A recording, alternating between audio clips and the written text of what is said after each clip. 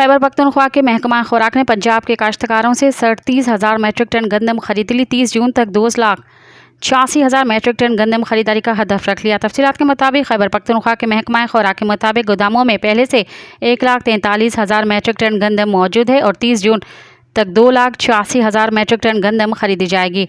पंजाब के काश्तकारों से 37,000 मैट्रिक टन और पास्को से भी 1,35,000 मैट्रिक टन गंदम खरीदी गई है।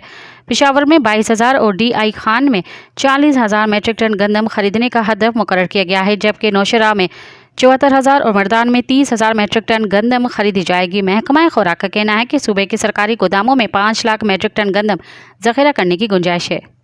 मज़ीद ख़बरन ऐं तफ़सीलात लाइ विज़िट कयो असांजी वेबसाइट www.awamiNewsHD.com ऐं ॾिसंदा रहो अवामी न्यूज़ HD।